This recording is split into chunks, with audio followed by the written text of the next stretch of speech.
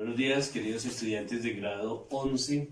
Espero que hayan descansado durante esta semana de reflexión, de la Semana Mayor, de haber encontrado un momento especial para poder compartir con la familia, con los hermanos y con nuestra comunidad. Dispongámonos para hacer nuestra oración en el nombre del Padre, del Hijo y del Espíritu Santo. Amén. Que la gracia del Señor Jesús viva cada día en nuestros corazones, nos fortalezca y cada día nos dé ese amor, esa esperanza de revivirnos a través de nuestra obra y a través de estos hechos y acontecimientos en el mundo.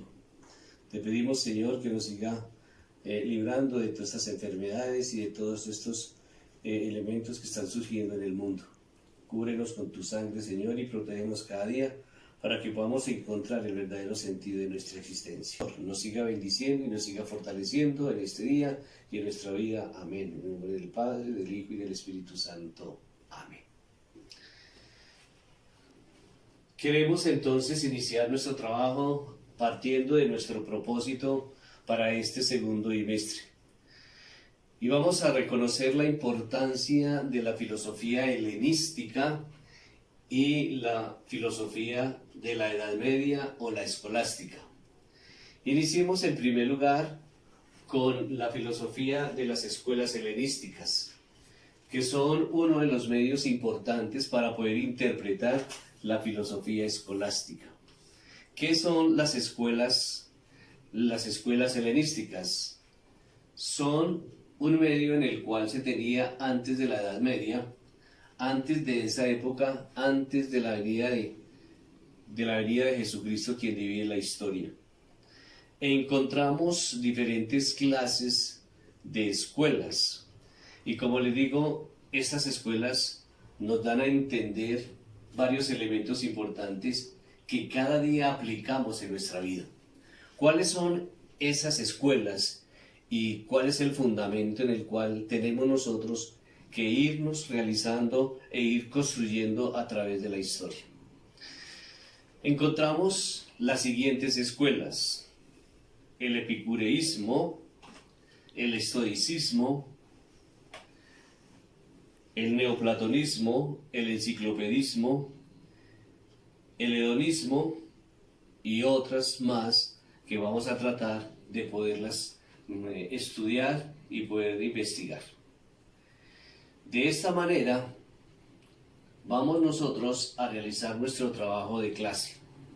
¿Y nuestro trabajo de clase en qué consiste? Vamos a trabajar unas preguntas y dentro de esas preguntas vamos a dar respuesta, vamos a tener presente nuestro internet, vamos a tener presente un libro de grado 11 donde estén estas escuelas, vamos a tener presente un diccionario de filosofía, lo que ustedes quieran tener a su mano y poder ir ampliando este proceso. Entonces nuestro trabajo de este momentico que vamos a tener es lo siguiente. Primero, dar a conocer qué son las escuelas helenísticas, desde qué época iniciaron y cómo se fueron formando. En segundo lugar, defina cada una de estas escuelas. Les voy a dar a conocer una para que ustedes vayan investigando y vayan encontrándole el sentido y la forma de educar de estas escuelas para nuestra vida. Encontramos el epicureísmo. El epicureísmo es fundada por Epicúreo y Epicúreo nos da a entender a nosotros varias palabritas importantes, como por ejemplo la ley, la ética, la moral, el placer, etc. Y esas palabras claves del placer, de la ética, de la física, de la moral, van haciendo del hombre la importancia de poder un comportamiento a través de su vida, a través de su historia, a través de su familia y así sucesivamente en ese encuentro cultural con la sociedad. Las demás escuelas, de la misma manera, nos van a enseñar a nosotros diferentes formas de pensamiento y cada uno de sus fundadores hace que podamos sacarle provecho a estas escuelas. Eso en primer lugar. En segundo lugar, vamos nosotros a consultar los siguientes términos: cínicos, escolástica, patrística, estoicismo, escepticismo y eclecticismo. Investiguemos estas escuelas, ahí les van a aparecer otras, si ustedes las quieren colocar, perfecto, no hay ningún inconveniente, y tratemos de aprender sobre esta filosofía, sobre esta forma de pensamiento que nos van a ayudar mucho a nuestro transcurrir de nuestro tiempo. Esa es la primera parte que vamos a trabajar aquí en el salón. Estas 3 preguntitas donde ustedes van a desarrollar toda su creatividad, y terminada la clase vamos nosotros a seguir investigando y lo subimos a nuestra plataforma.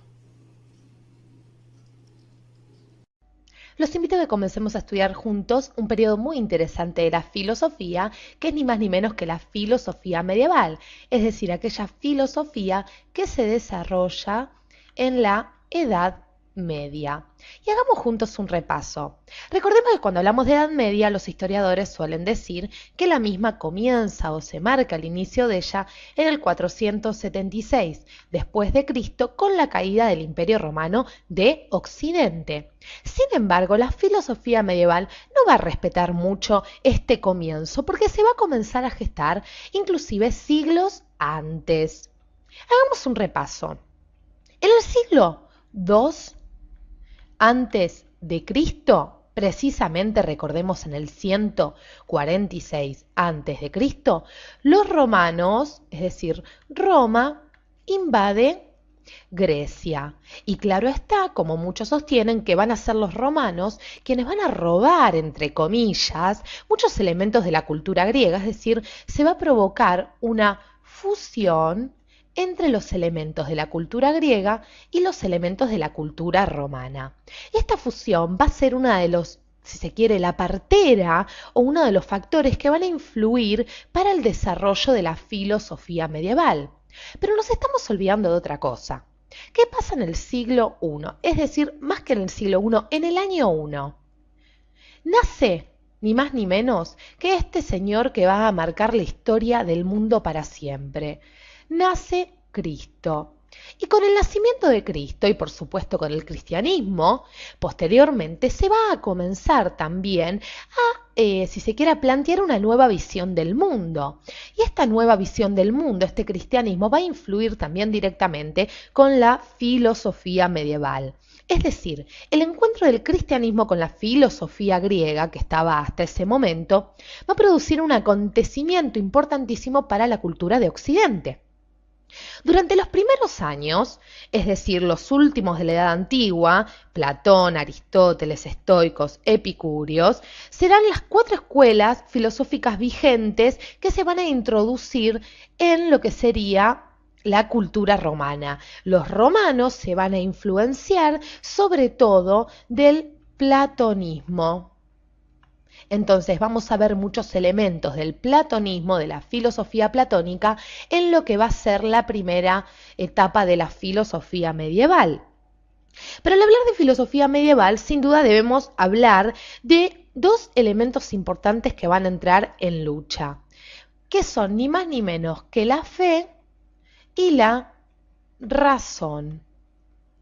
Es decir, fe y razón, o filosofía y religión, van a entrar en una constante disputa y van a ser parteras, si se quiere, de la filosofía medieval, porque durante toda la filosofía medieval vamos a ver aquellos que van a querer hacer una síntesis entre la fe y la razón, y vamos a ver aquellos autores que van a rechazar o la fe o van a rechazar la razón al momento de generar su propia teoría o su propia filosofía. Mientras que gran parte de los sistemas de pensamiento surgieron en los últimos siglos de la era precristiana, es decir, antes del nacimiento de Cristo, y también muchos sistemas han nacido luego del nacimiento de Cristo, cada uno, si se quiere, desarrolló su propia filosofía, sus propias teorías. Sin embargo, lo que nos tiene que quedar bien en claro, que el cristianismo, o el advenimiento, mejor dicho, del cristianismo, va a marcar la filosofía para siempre, más que ninguna otra etapa. El cristianismo, vamos a hacer un espacio en nuestra pantalla, el cristianismo se va a presentar, si se quiere, como una especie de nueva educación para los hombres. Nueva educación. Es decir, una forma de llevar tu vida amando a Dios, teniendo fe, ¿sí? Y guiándose, por supuesto, por esta fe cristiana. Por eso cuando el cristianismo se encontró con la filosofía griega, dijo, uy, acá tenemos un problema, porque no le quedaba más que dos caminos. O aceptaba a la filosofía griega, se fusionaba con ella y generaban sistemas que, si se quiere, revelaran una síntesis entre los dos, entre religión y razón, o la rechazaba. Entonces, a lo largo de la filosofía medieval vamos a ver las diferentes posturas con respecto a esto. Es decir, si va a rechazar a la filosofía en algunos casos o si la va a integrar a su propia doctrina religiosa. Entre el siglo, les cuento, 1 y 3, nosotros decíamos que el platonismo iba a ser una de las corrientes más influyentes. Entonces, entre el siglo 1 y 3, después de Cristo, cabe hacer la diferencia, la corriente filosófica más fuerte va a ser el gnosticismo. Gnosticismo viene de gnosis, que significa conocimiento. Es una doctrina que se basaba en la experiencia de obtener la salvación a través del conocimiento. La salvación a través entonces del conocimiento. Entonces el hombre, decían, conociendo a Dios, se salvaba a sí mismo. Ahora bien, sin embargo, nosotros decíamos que el platonismo iba a estar vigente más que nunca en estas primeras formas de filosofía medieval. Y se va a introducir con todo en la filosofía de los famosos padres de la Iglesia. Es decir, los padres de la Iglesia son una, si se quiere, una corriente filosófica que van a, si se quiere, lograr o intentar hacer una síntesis entre filosofía y religión. Pero antes de seguir con los padres de la Iglesia, tenemos que hacer una salvedad y explicar cuáles son las dos etapas principales de la filosofía medieval para poder ubicar a estos señores, a estos padres de la Iglesia. Supongamos que la filosofía medieval comienza a partir del siglo II después de Cristo. Y entre el siglo II y el siglo V, sexto, vamos a ubicar un primer periodo conocido como patrística. Entre el siglo V y VI hasta el siglo XV, vamos a ubicar otro periodo conocido como escolástica. Patrística y escolástica entonces constituyen las dos etapas principales de la filosofía medieval. Es la forma que tenemos para dividir la misma y ubicarnos temporalmente. Siglo II al siglo V VI y el siglo V VI al siglo XV son, si se quiere, dos periodos años, o siglos mejor dicho, que nos aproximan. Los historiadores de la filosofía medieval suelen ubicar a la escolástica como, si se quiere, o que se origina a partir del siglo VIII. Nosotros hemos hecho esta división de forma más general. Entonces, la patrística, decíamos, va a intentar hacer una síntesis entre filosofía y religión. Y claro está que dentro de la patrística se encontraban los padres de la Iglesia. Entre ellos vamos a ubicar, por ejemplo, a Orígenes, que nace en el 185 y muere en el 254, y el representante más importante de la patrística, que es San Agustín, que nace en el 354 y muere en el 430, claro está, después de Cristo. Ahora bien, vamos directamente a la escolástica, esta segunda etapa de la filosofía medieval, porque la escolástica fue una etapa crucial para el desarrollo de la filosofía medieval, ya que su principal preocupación fue comprender la revelación, comprender la revelación divina. La revelación, como decíamos, utilizando la razón humana por medio de la razón humana. Es decir, para que ustedes entiendan, ellos querían integrar la filosofía griega y la revelación cristiana. Trataban de hacer una síntesis, una armonía si se quiere, entre fe y razón. ¿Y quiénes van a ser los representantes más importantes de la escolástica? Estos señores que vemos aquí. Por un lado lo tenemos a San Anselmo, que lo estamos mirando aquí en esta imagen, lo ubicamos desde el 1033 hasta el año 1109. Por otro lado tenemos al gran Santo Tomás. Santo Tomás de Aquino lo ubicamos desde el 1225 hasta el año 1274. Y por último tenemos a Juan Duns Scoto, que lo ubicamos entre los años 1266 y el año 1308. Estos van a ser los representantes de la escolástica. En un próximo video vamos a estudiar la filosofía de Santo Tomás y de San Agustín para ver qué diferencias había entre los pensamientos de la patrística y los pensamientos en la escolástica. Gracias por acompañarnos hasta aquí. Terminada esta primera parte de lo que son las escuelas helenísticas, vamos a seguir en la segunda parte, que es la filosofía media o la escolástica. Para poder entender estas escuelas o esta etapa o esta época de la escolástica, vamos a dar unas características importantes. ¿Cuáles son estas características? Primera, salimos de un antropocentrismo y entramos a un teocentrismo. ¿Qué significa esto? Que durante la Edad Antigua hemos trabajado todo el proceso del hombre, todo el proceso de la naturaleza, y entonces a partir de ese proceso y ese desarrollo del hombre vamos a entrar a la problemática y al eje central de esta filosofía, que es el problema de Dios.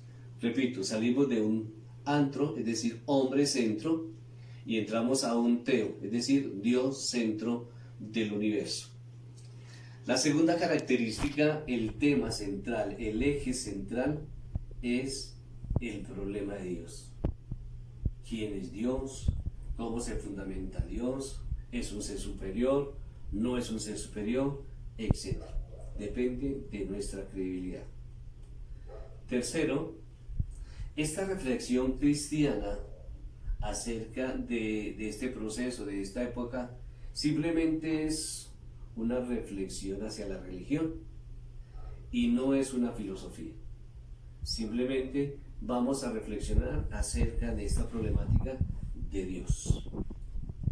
Cuarta, el hombre pone todo su sentido de vida a la credibilidad divina y deja lo humano. Es decir, salimos de lo terreno para entrar a un mundo trascendental o espiritual. Y quinta, esta etapa se divide en dos grandes momentos: la patrística y la escolástica, que van desde el siglo segundo de nuestra era, es decir, después de Cristo, hasta el siglo segundo de nuestra época, de nuestra era. Y durante esta época, pues se han desarrollado diferentes puntos de vista. Teniendo en cuenta estas características, mis queridos estudiantes, vamos a entrar entonces a hablar de la primera parte, que es fundamental para nosotros. ¿Qué es lo fundamental para nosotros? Y es que esta época medieval, esta época corresponde desde el siglo segundo hasta el siglo XV. Y durante este primer siglo, del siglo segundo al siglo V, pues se va fortaleciendo el cristianismo, es decir, cómo el proceso de evangelización se va dando poco a poco, y cómo el hombre, y cómo las escuelas, y cómo el pueblo de Israel, y cómo la iglesia se va formando como iglesia. Recuerden que aquí la importancia es el proceso de Dios y tiene su influencia en el Antiguo Testamento, donde se habla de unas tribus que son las 12 tribus de Israel. Y aquí vamos a hablar simplemente de la iglesia cristiana, donde es formada por Jesucristo a través de los 12 apóstoles. Dentro de esta alternativa, entonces, nosotros decimos que la época medieval es un periodo que nos va a enseñar muchos elementos fundamentales acerca de esta tradición cristiana, dentro del mundo cultural, literario, filosófico, etc.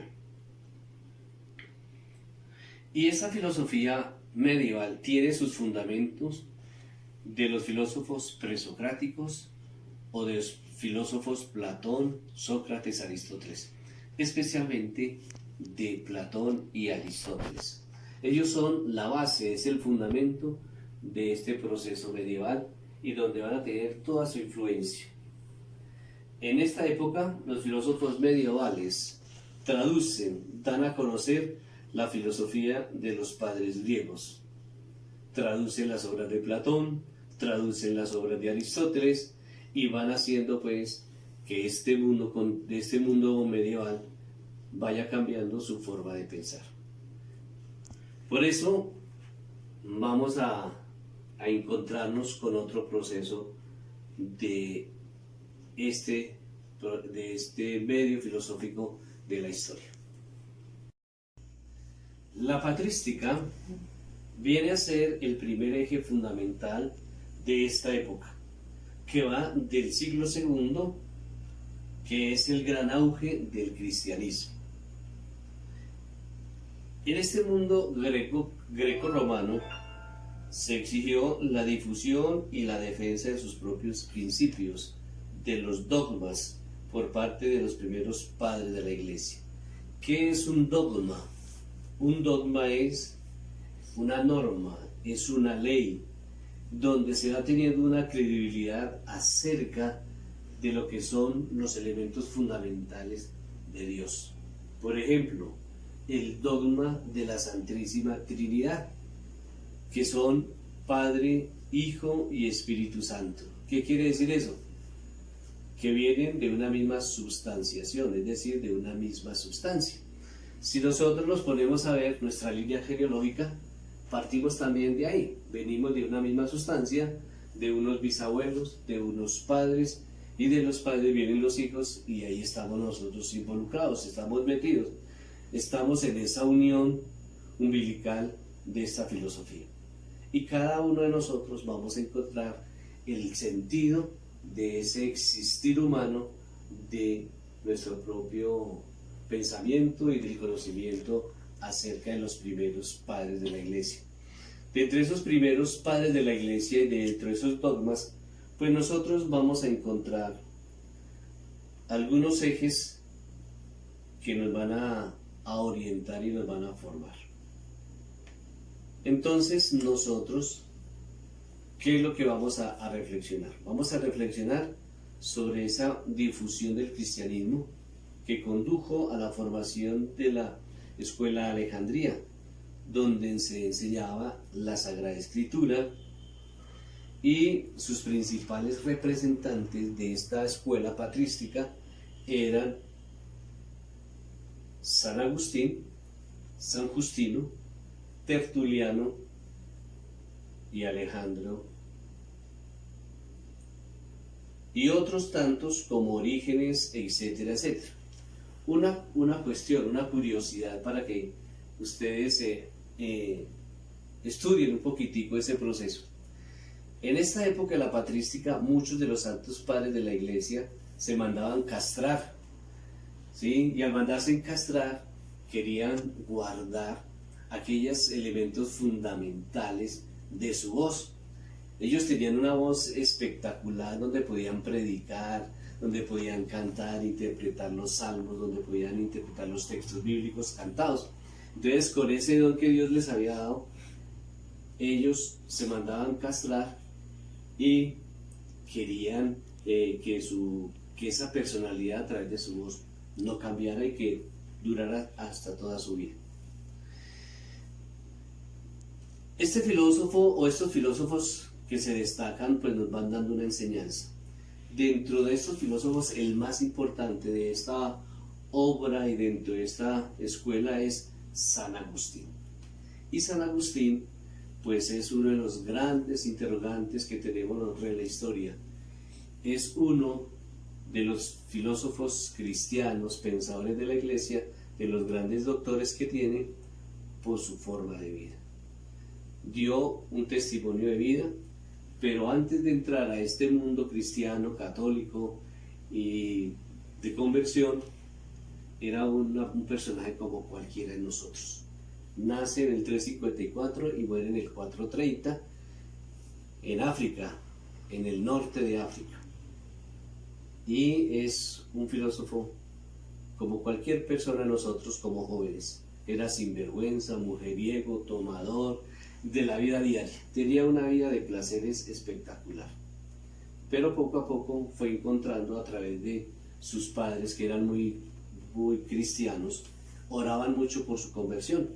Y es así que a los 18 años, después de esa vida vagabunda que tuvo un hijo, fue papá a los 18, y su hijo se muere y empieza a buscar a Dios dentro de su corazón, por un lado, por el otro, va a diferentes escuelas helenísticas y no encuentra. Pero es con la oración y con la invitación de los grandes padres de ese momento y los grandes pensadores, va encontrando un proceso de vida hasta llegar a tener su conversión, ser sacerdote y convertirse en el primer obispo negro. Dejamos hasta ahí y los invito para reflexionar y vamos a mirar entonces el segundo proceso de aquí en adelante. En esta segunda parte les voy a dejar el trabajito para que lo hagan en casa. Ya durante un audio que les envié, ya habían investigado ustedes algunos elementos importantes de las escuelas helenísticas y de lo que hemos hecho en clase. Y ahora vamos a dejar unas 2 preguntitas para que investiguen. Consulten por favor la vida de San Agustín, su pensamiento, la parte antropológica, sus conocimientos y su parte de filosofía, lo más importante. Algo corto, sustancioso, que ustedes lo puedan hacer en su cuaderno y luego lo pueden subir a la plataforma. O si lo quieren hacer de una vez directamente a la plataforma, me parece excelente. Y segunda pregunta es consultar sobre la alta escolástica con Santo Tomás y la baja escolástica, es decir, cuál es el auge fundamental de la filosofía del siglo XI y XII y XIII, y luego viene la decadencia, porque se va perdiendo la importancia de esta filosofía. Y hay algunos filósofos que están dentro de este proceso, por favor, consúltelos y algo corto, algo que verdaderamente nos enseñe su filosofía, algunas obras fundamentales, y después ya trataremos de explicarlos en el próximo video. Muchas gracias.